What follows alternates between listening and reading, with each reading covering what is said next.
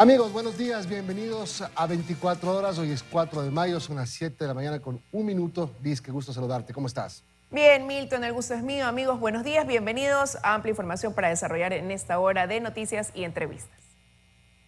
Vamos a hacer una evaluación inicial de cómo están los controles, los operativos combinados entre Fuerzas Armadas y Policía Nacional dentro del estado de excepción que rige en 3 provincias. Nos va a acompañar ya mismo el ministro del Interior, el general Patricio Carrillo.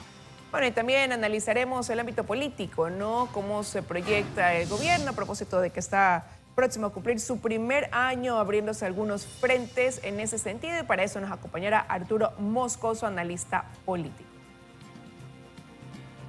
7 de la mañana con 2 minutos, esos son nuestros invitados, así que estén pendientes para la opinión después de las 7:30 de la mañana. Mientras tanto, vamos con las principales noticias.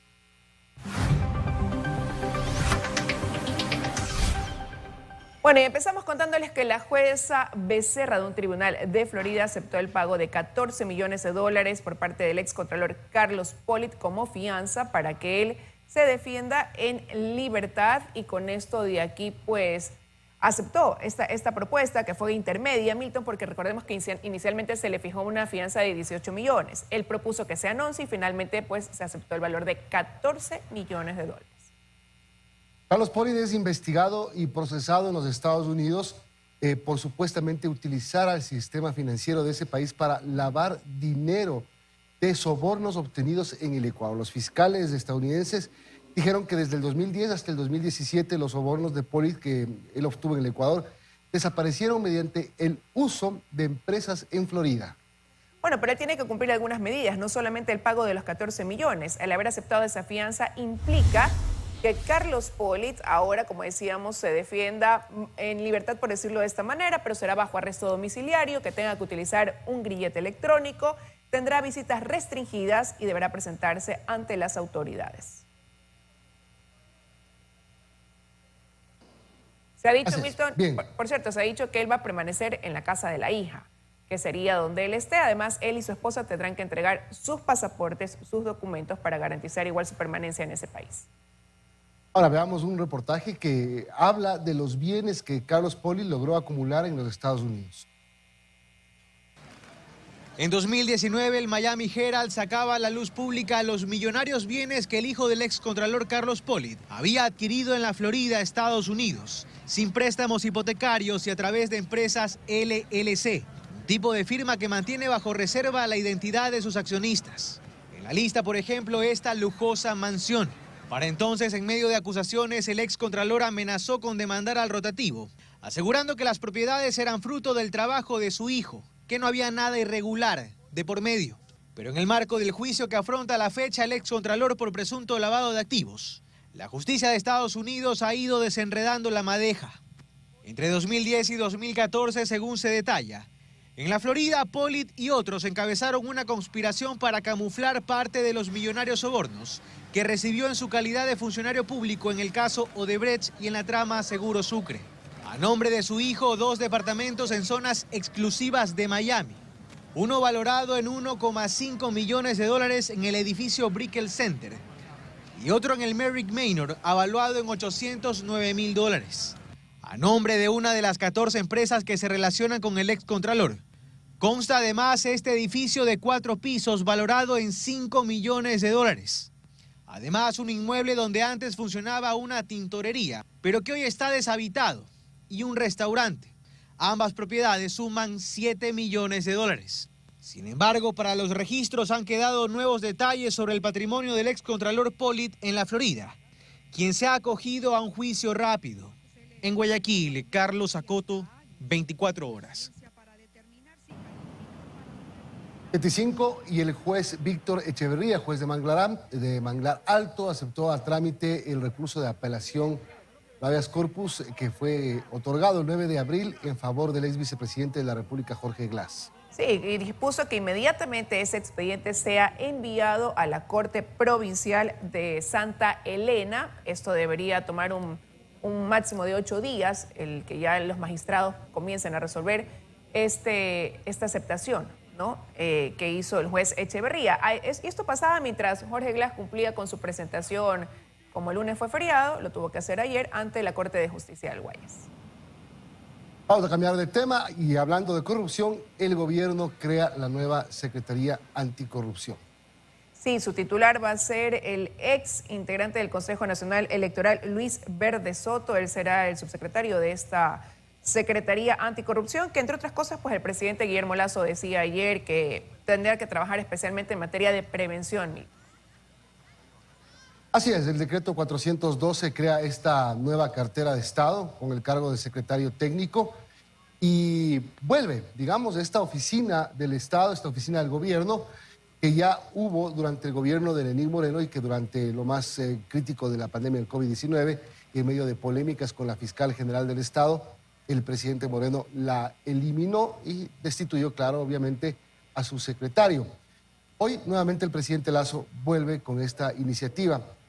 Y algo que llama la atención es que decían, se señalaba el día de ayer cuando hacían ya la firma de este decreto, es que dentro de esta secretaría una de las misiones será generar alertas tempranas en sectores que son sensibles a temas de corrupción y que ha quedado así demostrado, como por ejemplo el sector petrolero, energías, telecomunicaciones, obras públicas, seguridad social, entre otros. Escuchemos lo que dijo Guillermo Lasso.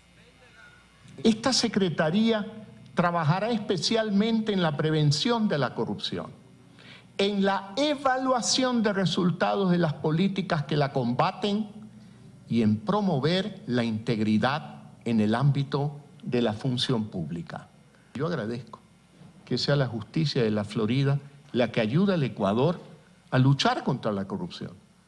Me gustaría, mi querido Fausto, no solo está en tus manos, sino en la de los otros consejeros y especialmente del presidente de la Corte Nacional de Justicia, a quien extraño en este evento. Le corresponde a él, fundamentalmente, luchar por impulsar una justicia que castigue a los corruptos. Que no sea la Florida, que sea el Ecuador, y que las solicitudes de extradición pues salgan a tiempo, no lo que pasa hoy.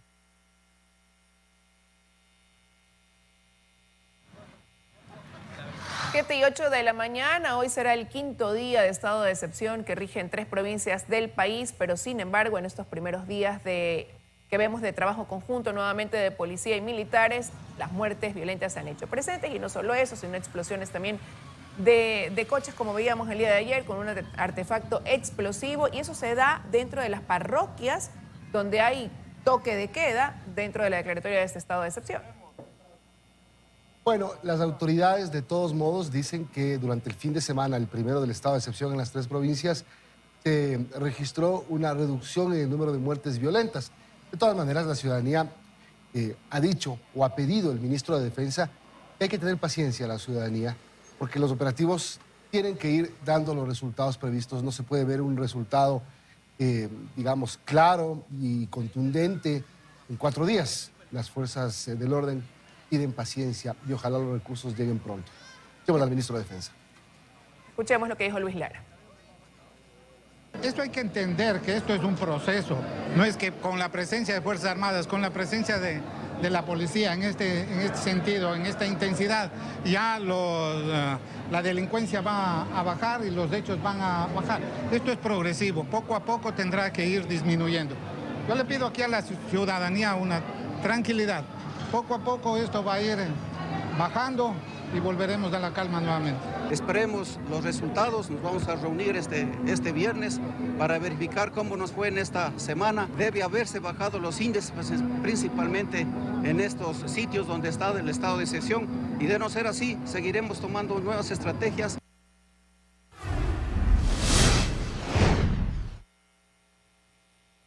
Bueno, se produjeron balaceras nuevamente en estas últimas horas en Guayaquil, en el Guasmo especialmente, que es una zona considerada como muy peligrosa dentro de la zona 8 que conforman los cantones de Guayaquil, Durán, San Borondón. Ahí están nuestros compañeros desplegados para informarnos en breve. Vamos a ir primero con Vanessa Robles, precisamente se encuentra en el Guasmo, este sector donde rige el toque de queda porque está dentro de la parroquia, de una de las parroquias que es la parroquia Jimena. Vanessa, te escuchamos. ¿Qué tal, Liz y Milton? Amigos televidentes, tú lo decías muy bien, Milton, y es que de todos los 12 distritos que tiene georreferenciada la policía en la zona 8, el Guasmo, que pertenece al Distrito Sur, comprende el 60% aproximadamente de las muertes violentas que se registran en el Distrito Sur.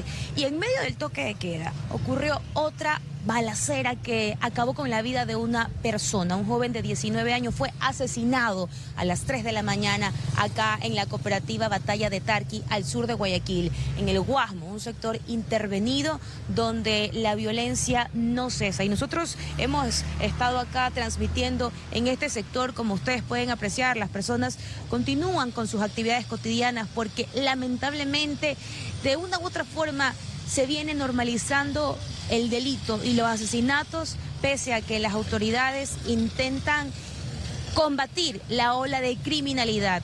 Estamos acá entre la cooperativa Cristal y entre la cooperativa Batalla de Tarqui, donde ocurrió a las 3 de la mañana este nuevo asesinato. El joven de 19 años quedó maniatado y en la zona se encontraron al menos 6 indicios balísticos y este joven tenía una funda en su cabeza. La policía investiga las causas de este asesinato. Lo que sí nos mencionan es que se trata de un conflicto armado entre bandas, como las que ya se han registrado en esta zona al sur de Guayaquil, donde ya ha venido el presidente, donde se ha declarado como un espacio intervenido. Sin embargo, la violencia y los asesinatos no paran. Esa es la información a esta hora de la mañana, 7 de la mañana con 12 minutos. Milton, Liz, ustedes tienen más. Buenos días. Buenos días, Vanessa. Muchísimas gracias. Un hecho que ocurre dentro del toque de queda que rige de 11 de la noche a 5 de la mañana. Y otra balacera está en el sector de Trini Puerto. Ahí está Alex Vargas, como lo vemos, para contarnos qué ocurrió. Hola, Alex, buenos días. Sí, ¿qué tal? Buenos días, 7 con 12 minutos. Asimismo, esta zona del sur de Guayaquil también comprende la parroquia Jimena, sector donde en horas de la tarde y noche se llevaba a cabo un velorio de un ciudadano venezolano, también con familiares ecuatorianos.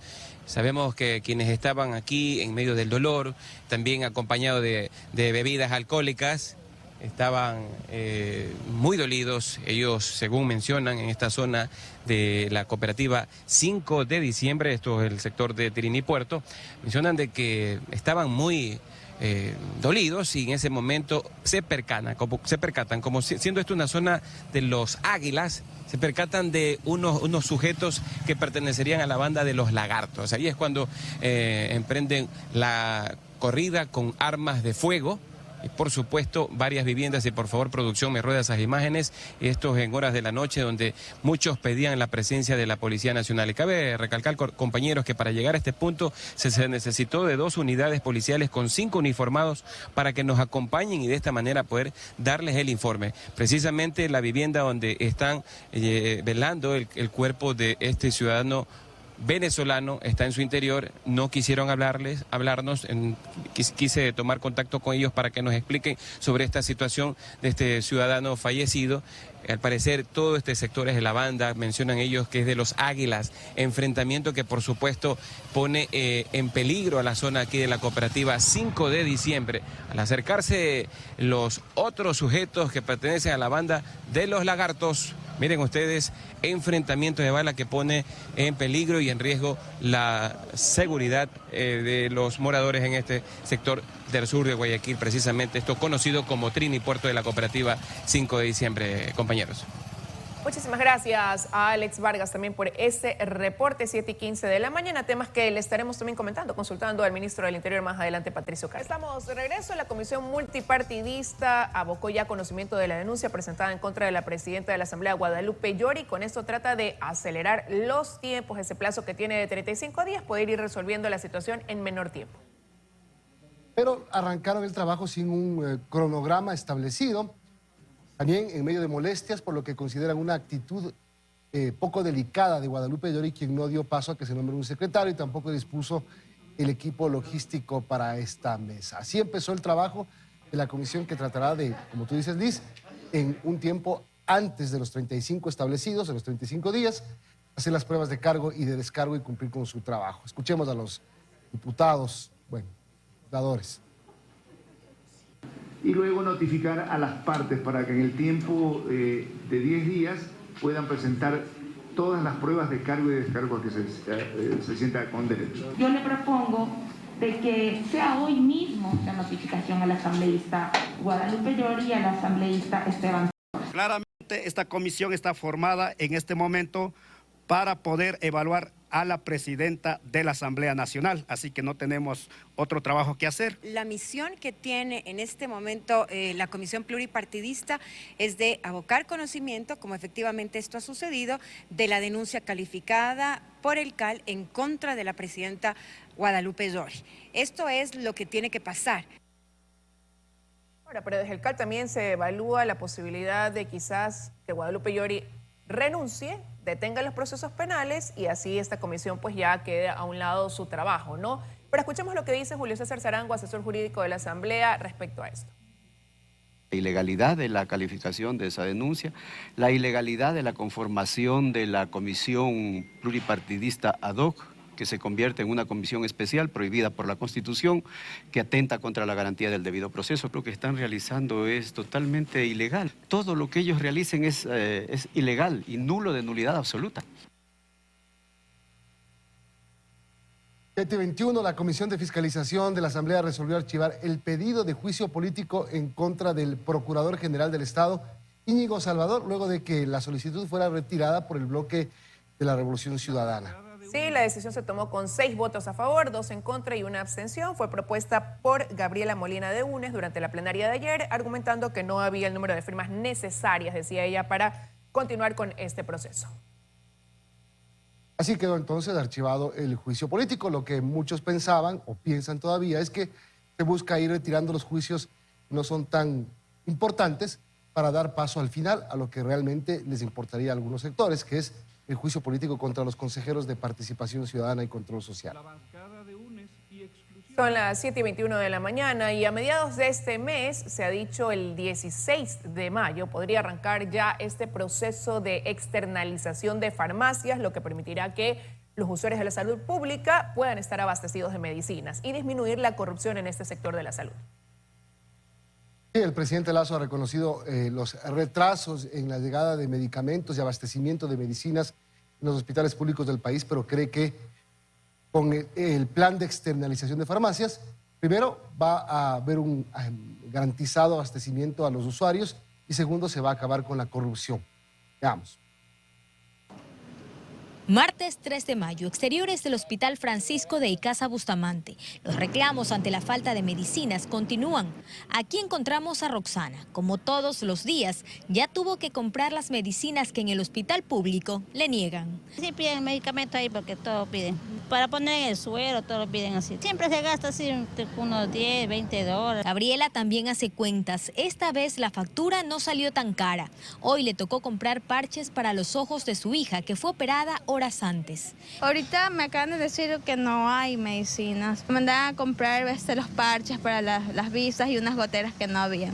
Este hospital ha tenido solo en el último año 4 gerentes y el problema de medicinas es lo único que se mantiene. En medio de la prolongada escasez, el gobierno asegura ultimar detalles para la externalización del servicio de farmacias. El proyecto arrancaría el lunes 16 de mayo. Al momento tenemos 4 cadenas grandes de farmacias y muchas farmacias individuales que ya han aplicado y han sido calificadas. Tenemos casi 600 farmacias a nivel del país que están en proceso ya de calificación.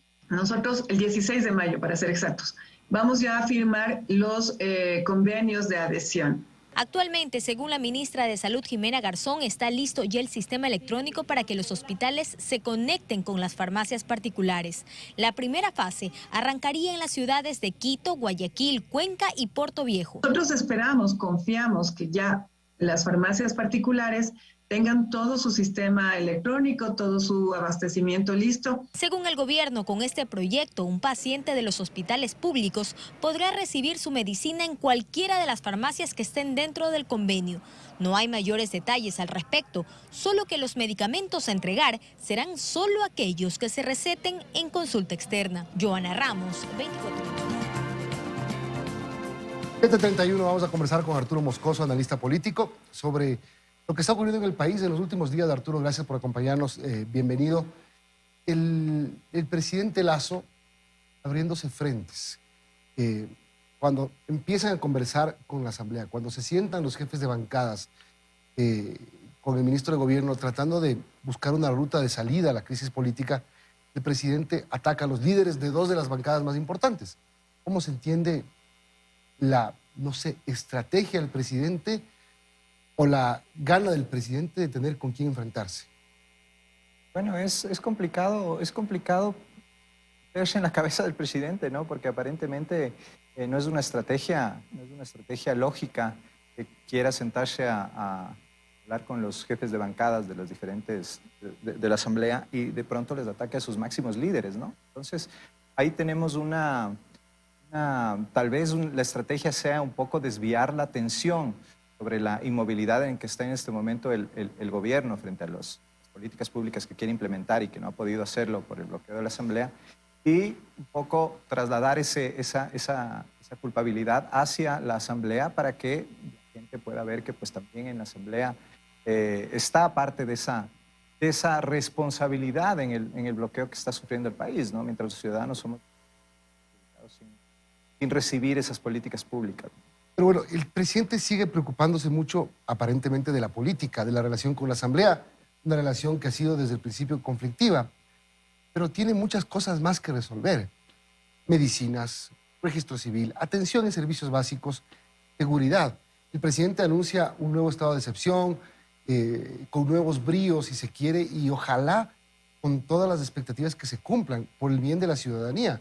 Es decir, esas son realmente las cosas que el gobierno debe hacer. Pero por supuesto, hay una preocupación cada vez más grande de la gente por cómo están funcionando los servicios, ¿no? Tenemos el tema del registro civil, que es terrible, cómo está el tema de las medicinas.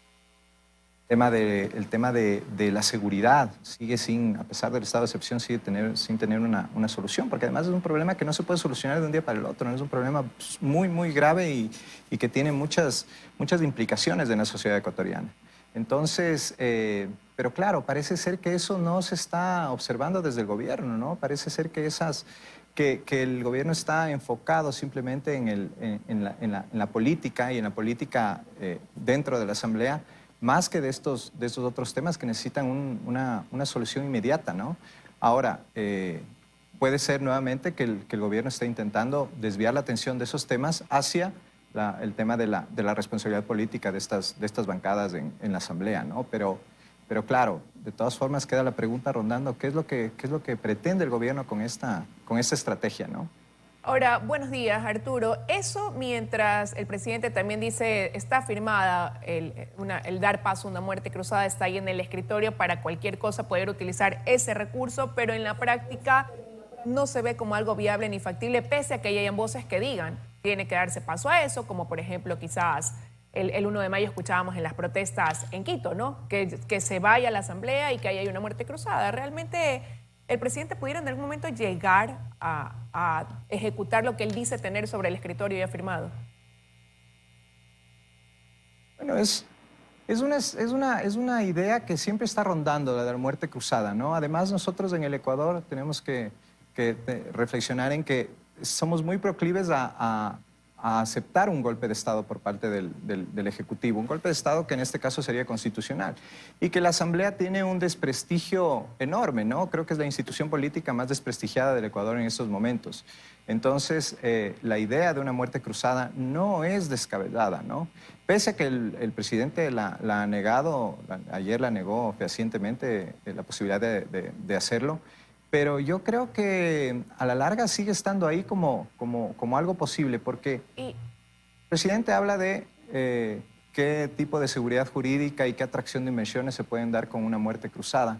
Pero yo creo que en los momentos actuales, frente al bloqueo que hay en la Asamblea, frente a la imposibilidad de aprobar leyes, ya vimos lo que pasó con la ley de inversiones, igual yo no creo que la inversión extranjera esté deseosa de venir a un país en donde hay un bloqueo de este tipo y en donde no hay leyes que garanticen que su inversión sea productiva. Se lo pregunto también, Arturo, porque cómo se pinta el panorama a partir de ahora. Ya va a cumplir su primer año de gobierno, ¿no? Con abriendo el frente, como Milton inicia esta entrevista, con 2 líderes de bancadas comunes y Partido Social Cristiano. La idea, que era un soporte quizás inicialmente de la bancada de gobierno, también con diferencias a la interna, que ahora pues tienen una posición ya distinta, Pachacuti con un nuevo líder jefe de bancada como es Salvador Quispe, que ha demostrado una posición férrea durante todo este tiempo de gestión de la Asamblea. Entonces, ¿cómo se ve el camino también en ese sentido, ejecutivo-legislativo? Se ve complicado, ¿no? Porque, o sea, no, eso nuevamente no es una estrategia no sé si el presidente sepa algo que nosotros no sabemos, pero parecería no tener lógica, ¿no? Porque si lo que quiere es sentarse a negociar con las bancadas, debería dejar de atacar a sus principales líderes. Si lo que quiere es, en cambio, desprestigiar a esos grupos políticos para una muerte cruzada o también para una consulta popular, debería hacerlo ya, porque el tema es que él sigue en esta inmovilidad, el gobierno sigue en esta inmovilidad y sigue perdiendo capital político. Y en el caso de una muerte cruzada o en el caso de una consulta popular, las posibilidades de ganar las elecciones de la muerte cruzada o la consulta popular se van alejando, ¿no? Entonces, cada vez es más complejo. Entonces, claro, yo podría entender esa estrategia de desprestigiar a los líderes de estas bancadas, llamarles desestabilizadores, porque evidentemente hay un intento, no sé si de desestabilización, pero al menos de bloqueo constante a las iniciativas del Ejecutivo. Y eso es un hecho. Entonces, hay que...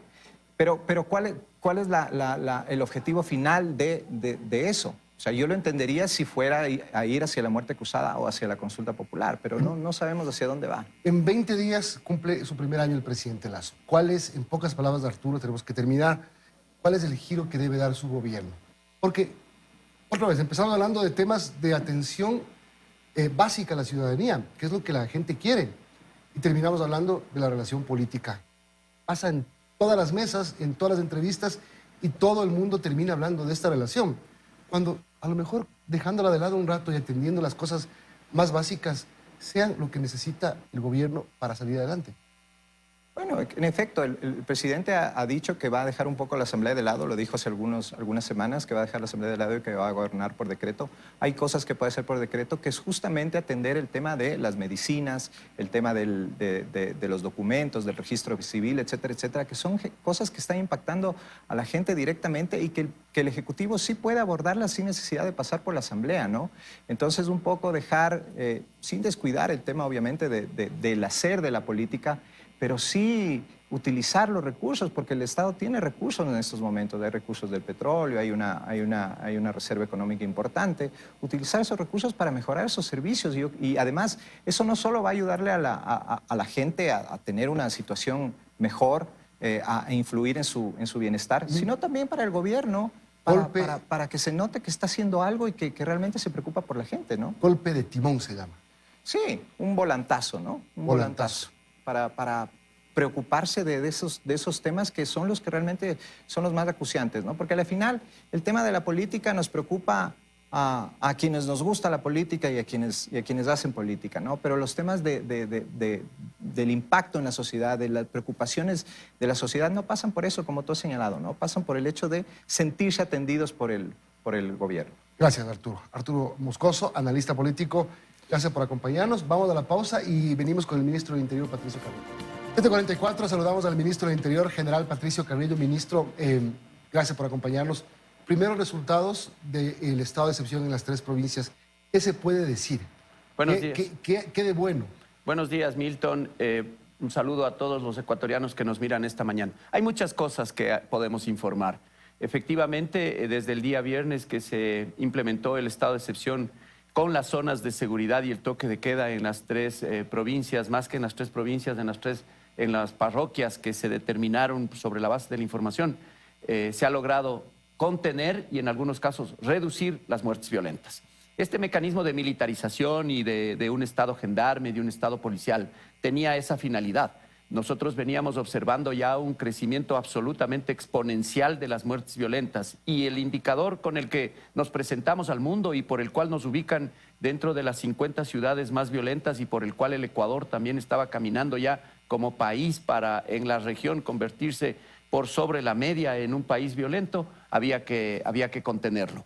Y esa contención se ha logrado. Veníamos El año anterior, el primer cuatrimestre del año, existían 140 muertes violentas en promedio.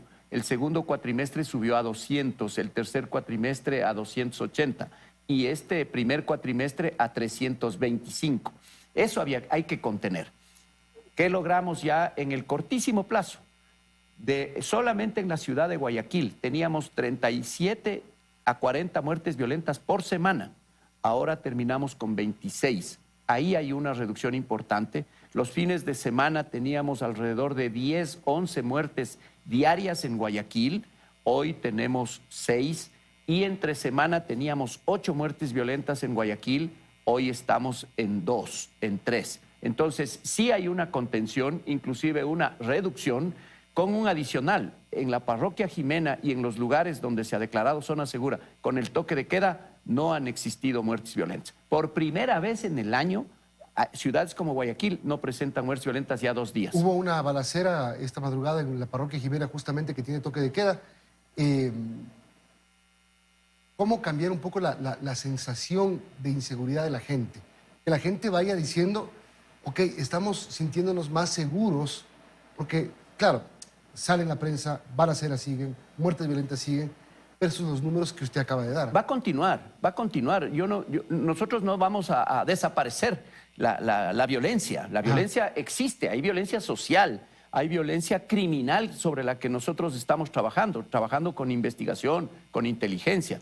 En el corto plazo se ha logrado desmantelar las estructuras que también tenían las organizaciones al interior de estos espacios, de estas geografías. Tenían sistemas de videovigilancia propios que impedían que la policía, cuando ingresa, encuentre alguna novedad en flagrancia. Tenían estructuras de seguridad para que justamente, si había que escapar ante un incidente, puedan tener ellos una ruta de evacuación segura. Entonces, todo esto se está destruyendo también en ese lugar. Se está generando la confianza porque es importante las redes de inteligencia que podamos tener en estos barrios para transmitir información a la policía. Hay muchos aspectos que en los 60 días se valorarán, en los 60 días se irán mirando con la desestructuración de organizaciones, con el retiro de armas, con la incapacidad de acceder a armas y drogas con los jóvenes en esos lugares, con la posibilidad de levantar inclusive un perfil etnográfico de los jóvenes que están involucrados tanto en bandas, pandillas y carteles. Ya hay mucho trabajo que hacerlo, hay mucho tema de prevención que hoy no se mira indiscutiblemente, pero que en el corto plazo tenemos que empezar a visibilizarlo. Ministro, buenos días. Y todo eso con la necesidad de recursos. Y ahí la pregunta es, ¿cuándo ya reciben palpable ese dinero? Los 9 millones ofrecidos siguen en el Ministerio de Finanzas. La anterior ministra de Gobierno hablaba de que ese dinero ya había sido transferido, pero lo cierto es que no se termina de contar con eso para adquirir los equipos que también la policía necesita. Incluso piensan en hacerlo bajo un régimen especial de compras. ¿Qué va a pasar con eso? Buenos días, Liz. Efectivamente, desde enero venimos ya con esta lógica esta voluntad que existe de parte del gobierno por entregar esos 9 millones para fortalecer la logística y la tecnología de investigación e inteligencia para la ciudad de Guayaquil. Lastimosamente los proyectos no siempre se culminan en los tiempos que se necesitan. Sin embargo, hoy en virtud de tantas trabas burocráticas que existen en los diferentes pasos para llegar a la contratación pública, inclusive para que los proveedores a tiempo nos puedan entregar los medios que estamos adquiriendo, se ha decidido hacer una emergencia. El Ministerio de Finanzas traslada los 9 millones a la EOD de la Policía Nacional y la Policía Nacional directamente realiza la compra. Esto en el corto plazo espero que ya se pueda concretar. Esa ha sido la última definición por todos los problemas que hemos tenido. A veces los proyectos se caen también por los proveedores, por tanto conflicto. Yo entiendo la angustia que tiene la gente, en realidad parecería y estamos quedando como mentirosos el gobierno nacional, pero la voluntad del presidente existe. En ese sentido, el Ministerio de Finanzas tiene ya los recursos. Ahora, otra cosa es los 1.200 adicionales que el presidente ha decidido. Para eso ya empezamos desde ahora a hacer los proyectos de tal manera que en el presupuesto del 2023 consten ya de manera plurianual todo lo que hay que hacer. Empezamos también ya la selección de personal nuevo, el reclutamiento hay que incorporar 30.000 policías en lo que queda del gobierno. Ese es un desafío sumamente fuerte. Estamos conversando, yo hago la invitación al municipio de Guayaquil. Necesitamos fortalecer todas las capacidades del Estado, del gobierno nacional, del gobierno local, para poder, si Guayaquil necesita 1.500 policías, hacer un proceso de selección en Guayaquil con todas las autoridades, con transparencia, y empezar a superar rápidamente ese déficit de talento humano que también existe. Estas acciones encaminadas dentro de estos 60 días están dirigidas a parroquias en las 3 provincias donde había un alto índice y crecimiento exponencial, ¿no?, del delito, pero lo cierto es que hay otros puntos sensibles, puntos rojos. Antes se veía al menos a los policías en esquinas determinadas en moto, y hablo de la ciudad de Guayaquil, o caminando, patrullaban, y algo tú decías, bueno, medio me siento protegido, pese a que hay, como digo, a diario delitos. Ahora lo que la gente dice es todo el esfuerzo está concentrado allá, y qué pasa con los otros puntos donde sigue habiendo explosión de coches con artefactos, con coches bombas, una casa ayer también afectada por eso, donde siguen cometiéndose sicariatos y asesinatos, y lo mismo ocurre, por poner un ejemplo, en Esmeraldas. Mire, Liz, yo tengo que ser infidente ahora. La Policía Nacional también vive el estrés que vive cualquier ciudadano, y los policías son seres humanos. Están saliendo de un grave problema que fue la pandemia. El estrés producido por todo ese confinamiento lo que ha hecho es desmotivar gente. Nosotros teníamos un promedio de salida que llegaba a entre 1.200 policías por año. Se nos han ido más de 2.000 policías, 2.500 policías profesionales, porque ya creen que han cumplido su ciclo, se encuentran absolutamente agotados. Todos estos temas también hay que trabajarlos desde la salud mental, trabajarlos muchísimo. Teníamos, cuando yo dejé la comandancia de policía, éramos 53.000, ahora somos 51.000, a pesar de haber incorporado 1.500. Por eso es importante trabajar en la motivación. Parte de la desmotivación es este latrocinio que hicieron con el Instituto de Seguridad Social, con el sistema de salud de la policía. Hay que mirarlo todo de manera integral. Sin embargo, además de eso, los policías cumplen en la calle, pero además de eso, se ha incrementado toda la actividad. Solamente le voy a poner 2 datos, Liz. Antes teníamos un promedio de 500 pericias que se hacían al año, mensualmente a nivel nacional. Ahora están haciendo alrededor de 3.500 pericias. Entonces se necesita trasladar gente al sistema de criminalística por la población penitenciaria que existe, por los procesos que hay que cumplirlos a tiempo. El número de muertes violentas, al haberse casi cuadruplicado en Guayaquil, implica 4 veces más los procesos de autopsia, más médicos legistas, más personal para todos estos temas. Pero imagínese, ¿cómo usted toma entonces... Cuando usted habla de estas cifras, ¿no?, de estas bajas que ha habido en la policía, este retiro, ¿cómo toma usted, por ejemplo, cuando se habla de decisiones judiciales donde le dicen se ha otorgado un habeas corpus y donde se va a necesitar en un determinado momento 20 policías que resguarden a esa persona que en lugar de cumplir su condena en la cárcel va a tenerlo bajo arresto domiciliario? Sí, mire, ahí hay temas que también hay que solucionarlos con el sistema de justicia, indiscutiblemente.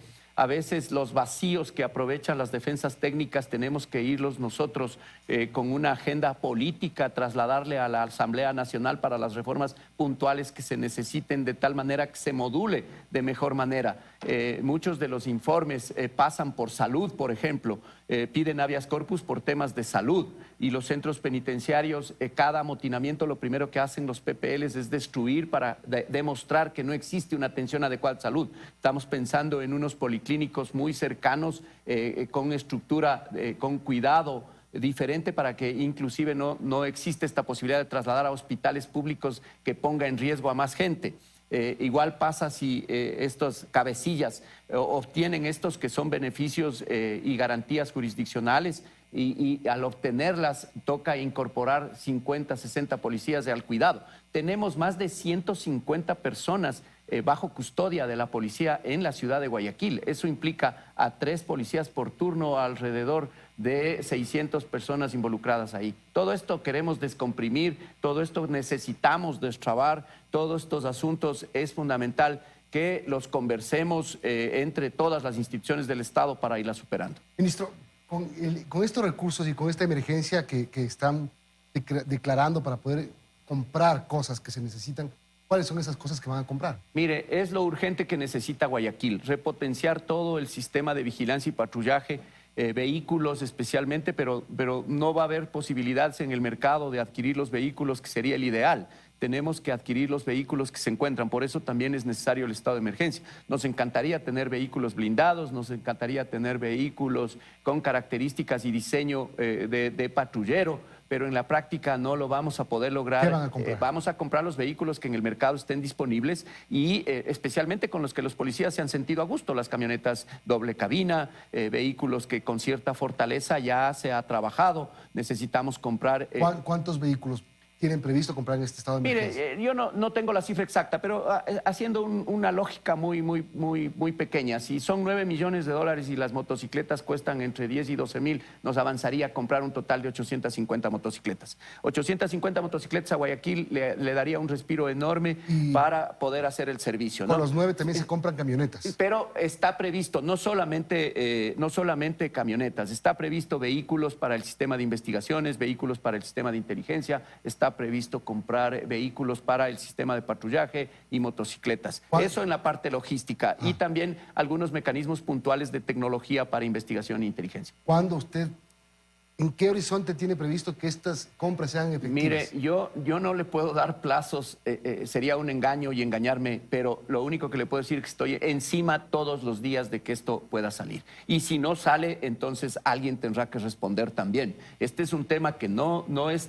tarea tanta del ministro, pero sí es tarea de la misma institución. Y si no hay el liderazgo suficiente como para salir, tomaremos las medidas necesarias. Pero ¿quién debería responder? Porque el presidente fue quien dijo los 9 millones antes de que se... Efectivamente, yo creo que ya se ha puesto... ¿Quién no quiere dar la plata? O sea, no, la plata está disponible, la voluntad política existe, el Ministerio de Finanzas tiene ya hecho el recurso, ahora le corresponde a la institución hacer la compra. Pero la plata la tiene el ministro. No, la plata no se puede desembolsar si es que no hay un proyecto. Pero no había un proyecto separado. No, acá vino el comandante Era un proyecto de policía de inversión. Ahora es un proyecto para emergencia, Milton. Y como es un proyecto para emergencia, se traslada a la institución y la institución realiza la compra sobre las necesidades que tiene. ¿El proyecto está ya listo? El proyecto estaba listo, pero faltaban algunos temas como, por ejemplo, el Ministerio de Telecomunicaciones tenía que dar un visto bueno, el Ministerio de Ambiente, tantas trabas burocráticas. Ahora se ha reducido todo eso. Pero usted no le puede llamar a la ministra, Vaino, deme el visto bueno, ministro de Ambiente, ayúdeme. Yo estoy un mes y en ese mes justamente se ha logrado identificar muchas cosas como para poder superarlas. Bueno. Sin embargo, yo creo que en el corto plazo vamos a contar con estos recursos, Milton. Ojalá llegue pronto el equipamiento para la policía que necesita tanto. Gracias, ministro. Gracias a ustedes. Un saludo. Buenos días. 7:58, vamos a terminar la entrevista con el ministro del Interior, Patricio Carrillo, y tenemos que terminar el programa, Liz. Buen día.